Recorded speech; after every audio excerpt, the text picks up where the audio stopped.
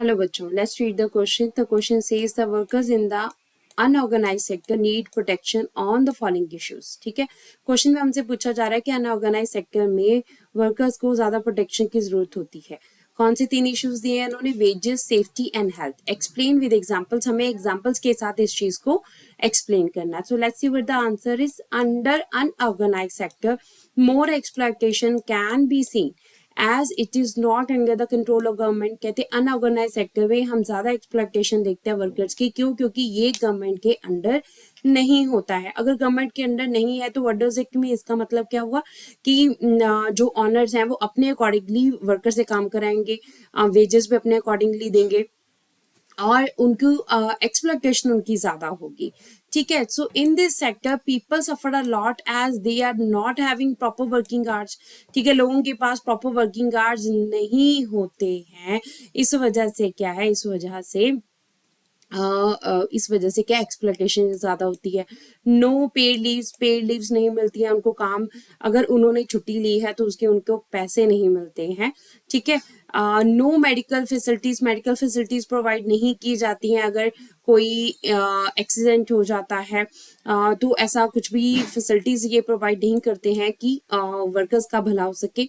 No wages for overtime work. ठीक है, over time भी अगर करवाया जाता है तो उसके भी वेजेस, उसकी भी सैलरी नहीं दी जाती है. So large number of people are working in this sector as they are not having skill. ठीक है, अब मैक्सिमम हमारे इंडिया में क्या है, मैक्सिमम जो लोग हैं इस सेक्टर में काम कर रहे हैं. अगर देखिए इतनी एक्सप्लॉयटेशन हो रही है तो लोगों को यहाँ काम करने की जरूरत नहीं है. पर प्रॉब्लम ये है कि लोगों के पास स्किल नहीं है, लोगों के पास कैलिबर नहीं है. So they are helpless. वो मजबूर हैं had to do work in this sector. वो गरीब हैं, उनके पास प्रॉपर सोर्सेज नहीं है जिसकी वजह से ऑर्गेनाइज सेक्टर में नहीं जा सकते हैं.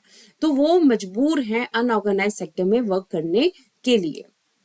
सो दे नीड प्रोटेक्शन. उन्हें प्रोटेक्शन चाहिए कहाँ पे? वेजेस में, सेफ्टी में एंड हेल्थ में.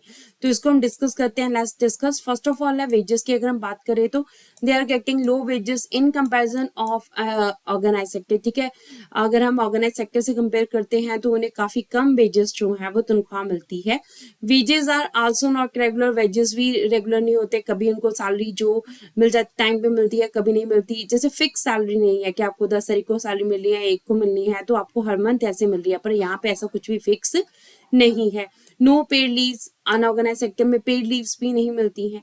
अगर कोई वर्कर मजबूरी में कोई छुट्टी करता है तो उसकी सैलरी उसमें काटी जाती है, डिडक्शन होती है.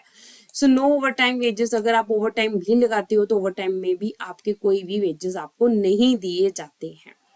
ठीक है, अगर हम सेफ्टी की बात करें तो no safe conditions are there for the work. ठीक है, अगर वर्कर्स वर्क कर रहे हैं तो सेफ कंडीशन प्रोवाइड करना ये ऑनर्स का काम है कि जो वर्कर्स काम कर रहे हैं बिल्कुल सेफ, बिल्कुल सही हालातों में जो है वो वर्क करें. कोई उनके एक्सीडेंट के चांसेस जो हैं वो काफी कम हो. तो ऐसी सेफ्टी हमारे पास अनऑर्गेनाइज सेक्टर में नहीं होती है.